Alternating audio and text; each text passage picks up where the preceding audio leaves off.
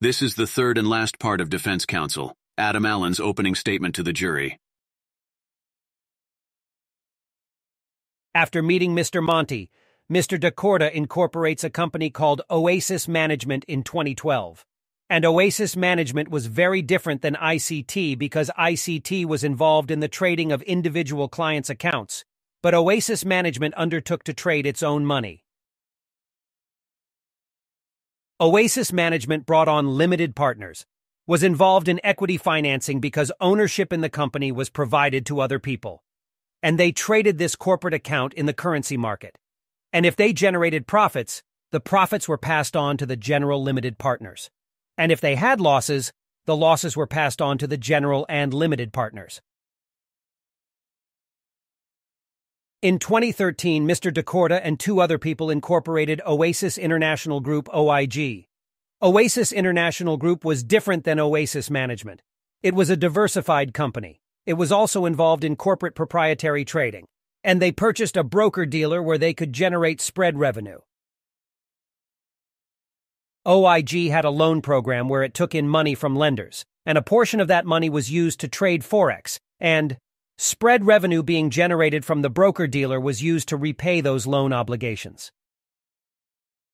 At this point, it would have been helpful for Mr. Allen to explain that the loan program he referred to was introduced well after the 2012 formation of OIG, and that until all shareholder interests were converted to loans in 2017, OIG trades were done only for those who were either non-US citizens or were certified eligible contract participants or accredited investors. Oasis Management was incorporated in 2012 by Mr. DaCorta, and it had general partners. He was a general partner, and it had limited partners including Ray Monty, and they were involved in trading the corporation's money in the Forex marketplace.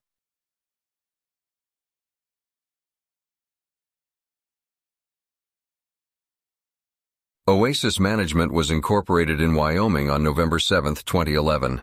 It had limited partners and just one general partner who was Mike DaCorta. Oasis International Group, Ltd., a completely separate company, was incorporated in 2013. Oasis International had three partners, Mr. DaCorta, Ray Monty, and Joseph Anili, an attorney. They owned their own broker-dealer. In 2017, they started participating in debt financing through a loan note program. They generated spread revenue from their broker-dealer. They also traded their corporate money, and they borrowed money from private lenders and from Oasis Management. Oasis International Group, like the name suggests, international, was a foreign corporation incorporated in the Cayman Islands. By August 2017, all funding provided by former partners of Oasis Management or investors in OIG had been formally converted to loans, or their funds were to be returned. All trading thereafter was done exclusively for OIG's company account. Less than a third of funds loaned to OIG were placed on the trading platform at ATC Brokers London. Oasis Management retains Mr. Anili to ensure that Oasis Management is in compliance with all the regulatory agencies. Joseph Anili decides, "I want to be a partner in your business." And ultimately, it's Mr. Anili who helps form Oasis International Group. Mr. Anili met with Oasis Management partners, Mike DaCorta and Ray Monty, at a diner where they discussed hiring him to do OIG's legal work. Mr. Anili liked the idea but didn't immediately accept. Instead, he asked to meet with Mr. DaCorta at his home, where he suggested that he would prefer that they made him a partner. Then he would be OIG's in-house counsel, compliance officer, and administrative manager. With that understanding of his functions, DaCorta and Monty brought him into the firm.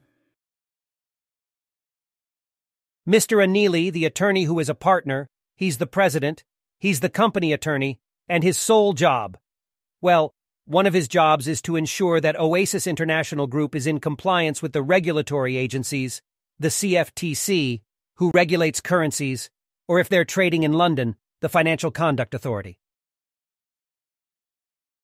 Mr. Anili, even though he is only an attorney, he also takes on the role of managing the bank accounts, the operating bank accounts for Oasis International Group, and he's the sole signator on those accounts. He has admitted to his own personal fraud, lying on his tax returns regarding the money he was making during the previous tax years. You're going to learn that he cut a deal with the government for a lesser sentence in exchange for testifying against his former client. You're going to learn that Mr. Anili was sentenced to 10 years in prison back in November of 2020. Mr. Anili waived indictment by a grand jury in 2019 and accepted a plea agreement under which he was convicted on 3 felony counts, one of which was the tax fraud Mr. Allen refers to. What Mr. Allen didn't mention is that Mr. Anili used his role as Oasis's fund manager to embezzle more than $2 million from his company and was caught lying to the IRS and FBI about it when they interviewed him in April and May of 2019. You are going to learn that as part of the deal he struck with the government, he is anticipating getting his sentence reduced. You're going to have to ask yourself, has Mr. Anili struck a deal with the government to get a get-out-of-jail-free card? You're going to have to ask yourself during this trial, is Mr. Anili credible? Is he somebody we should believe and rely upon? Or does his desire to not go to prison because of his poor health condition raise his credibility into question? The court will instruct you that the fact that Mr. Anili has entered a guilty plea to a crime is not evidence in any way that Mr. DaCorta has committed a crime, because in our system of justice, guilt by association is simply not permissible. On the other hand, during a hearing in June 2021, 11 months before this trial, the receiver, Burton Wyand, admitted on the record that the criminal conviction in these cases can be used as evidence in our cases to establish the underlying Ponzi scheme and whatever is in the charging documents that conviction is based upon. That's something that can be helpful to us. In other words, the government is highly motivated to get a conviction here that it can use in the original civil case. A portion of the money loaned to Oasis International Group was used to purchase real estate, 11 investment properties. A portion of the money loaned was used for private equity lending. It was used to loan money to start-up companies with the return of a percentage of that company in the hope that that company would become successful, and the money that they were loaning to these other companies would bear fruit. A portion of the money was used for operating expenses. A portion of the money loaned was used to purchase physical gold and silver that they purchased, and held expecting that gold and silver would increase in value. In 2017, Oasis Management and private lenders were loaning money to Oasis International Group in exchange for a minimum 1% return in interest per month, 12% per year. Oasis International Group also got a portion of the spread revenue being generated, and it was Oasis International Group that would get the profits of any trading but also suffer any of the losses. The profit and losses had nothing to do with the lenders. So, if we look at it this way, the private lender loans money. A portion of the loan funds are deposited for the forex trading. The spread revenue is used to repay the lender. The profit and losses are passed back to the company, and spread revenue goes to the company as well. The terms of the loan were that the lender would get 1% interest per month or 12% per year, and that upon a 90-day written notice, the person loaning the money could get their principal and interest returned. The lenders could withdraw their interest every month, or they could roll the interest back in and let it keep generating profits. You know, I really like that. Pursuant to the terms of the loan agreement, all Oasis International Group needed to do was generate enough spread revenue to cover the principal and interest within 90 days of any lender's written demand. The evidence will show that Mr. DaCorta's broker-dealer generated enough spread revenue to meet any demand for interest or principal separate, and apart from any other lender's loaned money. Mr. Allen's financial witness, Mr. Harold McFarland, prepared several line charts that clearly illustrated this point.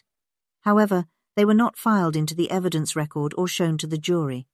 Therefore, critically important and readily available evidence did not show what Mr. Allen claimed it would, to the cruel and costly detriment of his client. They also put the lenders on notice of a lot of risk involved with loaning money to Oasis International Group. They told them, "We are not a fiduciary. We are not a financial advisor. We are not investing your money that you're loaning to us for you." And the lender agreed in the note that they signed that Oasis is not acting as a fiduciary to the lender. They told them what the money could be used for forex trading. It could be used to purchase investments. It could be used for equity financing, putting money into startup companies. It could be used to purchase real estate. It could be used for any general company use, for its officers, employees, payment to pay Mr. DaCorta, to pay Mr. Anili, to pay the employees. The money is a loan for working capital, and it could also be used to pay any company debt or obligation. They also told the lenders that you could rapidly lose all of your funds that you are being loaned. They told them that the possibility existed that Oasis could sustain total loss of all funds that it was trading in the forex market.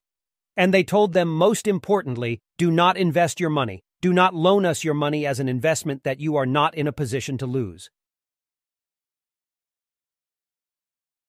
Well, that's funny. He looked as though he didn't know what I was talking about.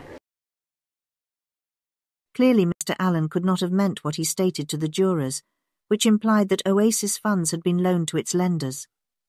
Carelessly confusing. That agreement, which all of these lenders signed, said that they need to understand that they could lose their entire loan amount, principal and interest, and that if they did lose it, they should be in a position that it would not change their lifestyle. It's the risk that they assumed when they loaned that money. Did the lenders earn the interest they were promised? The evidence will show that in 2017, although they were only promised 12% per year, they actually earned 17.5% interest. The evidence will show in 2018, they earned 20.6% interest. And in 2019, for the 3 months before the government regulators came in and shut down Mr. DaCorta's business, they were earning that 1% per month for the first 3 months. Did Oasis lose money? Yes, Oasis did lose money. The government is absolutely right. Oasis lost money in its profit and loss trading, but the lenders did not lose money because the lenders' money was not tied to the profit and loss trading. The lenders' money was tied to the spread revenue that's generated on every single trade, whether the trade is profitable or not. Oasis didn't just ignore these catastrophic losses. They took corrective action to reverse those losses. And if the government regulators had not stepped in, all of those losses would have been reversed in a very short period of time.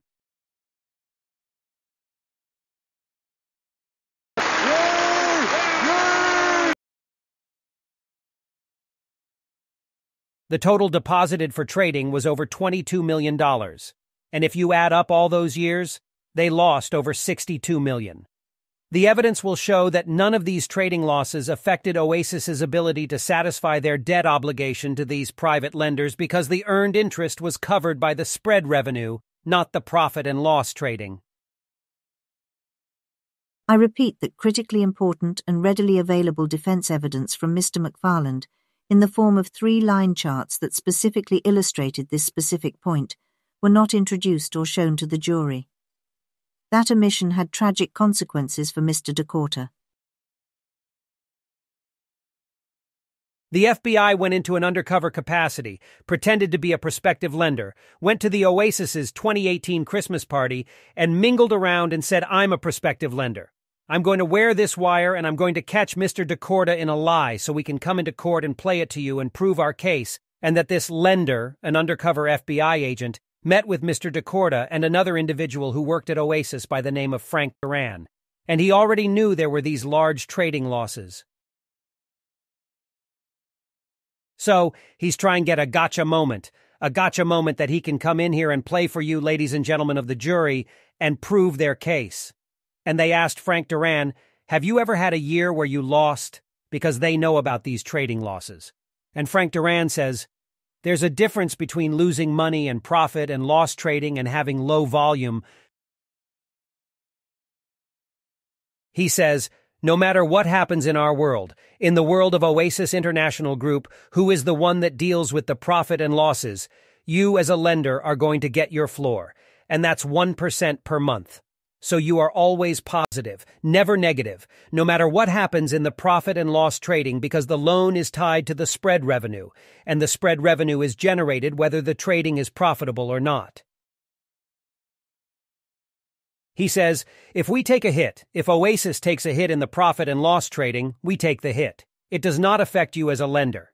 He says, the lender environment you're in, it doesn't affect you.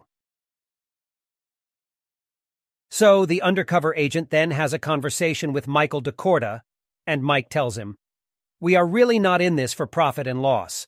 We are just trying to capture the difference between the bid and the offer, which is the spread. This not based on profit and loss. This is what he tells the undercover agent who is pretending to be a lender. The government is going to talk during this trial that somehow Oasis International Group's back office, what the lenders were seeing, was misleading in some way. Well, what did the lenders see when they logged in? They saw the principal balance, how much they had loaned, and they saw the daily interest they had earned on the spread that was being generated that day. No, they did not see the profit and loss of Oasis's own corporate trading. Well, was Oasis International Group just ignoring $62 million worth of trading losses? What type of company is this? Well, you're going to know exactly what Mr. DaCorta and his company was doing to overcome those losses. Those losses which weren't affecting the lenders, but was affecting his company. Mr. DaCorta was interviewed by the FBI and this IRS agent sitting right over here now. They elected not to record that interview. They recorded other people's interviews, but they didn't record Mr. DaCorta's interview. So you're not going to hear what Mr. DaCorta actually said. But one thing we're going to concede that the IRS and the FBI took down accurately is that they asked Mr. DaCorta about these trading losses. And Mr. DaCorta said, yeah, I'm aware of those trading losses, and what I have done is I purchased 3.8 million ounces in silver holdings, and that he thought that Oasis International Group could sit on it, and that 3.8 million ounces of silver holdings was going to reverse those trading losses by the end of the year. And the evidence is going to show that in April of 2019, they had 3.8 million ounces of silver on the trading platform. And you are going to learn that by August of 2020, that 3.8 million ounces of silver was worth $56 million. It would have been worth $56 million if the receiver had not sold it when they took over Mr. DaCorta's company in April of 2019. You are going to hear expert testimony that when the regulatory agencies took over Mr. DaCorta's company and seized its assets, including its silver position, that in April of 2019, that 3.8 million ounces of silver was worth over $1.5 million, and that in just a few months, silver started to skyrocket and it went up to over 6.6 million. And in September of that same year, it continued to go up and it was worth nearly $20 million.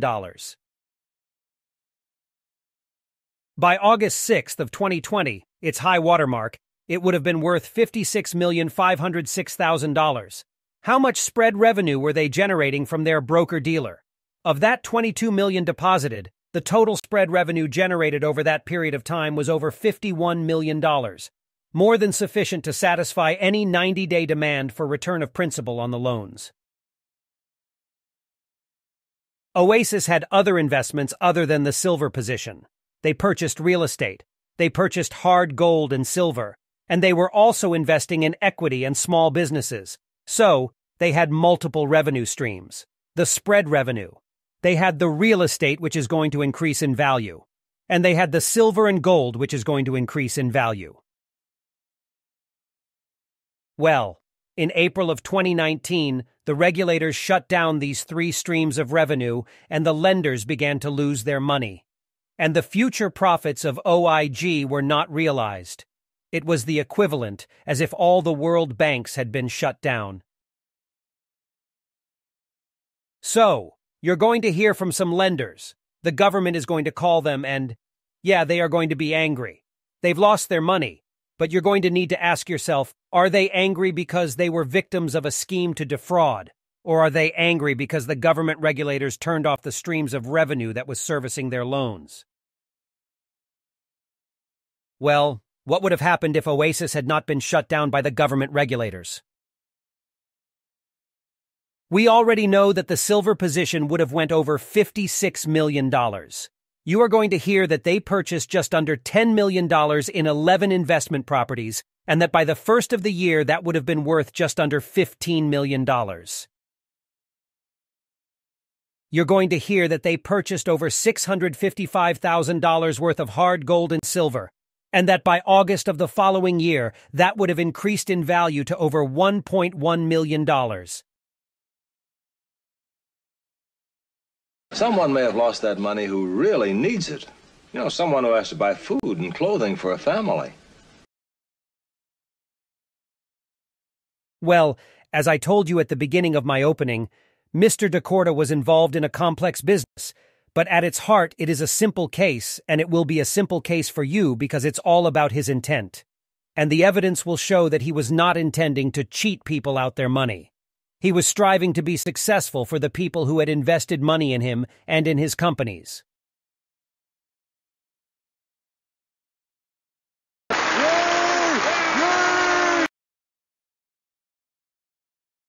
Well, what'd you think? Oh, a bit shaky.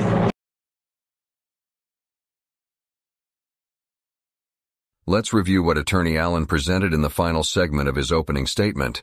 Oasis Management traded its own corporate money in Forex. Trading profits, losses, and spread revenue went to partners in that company.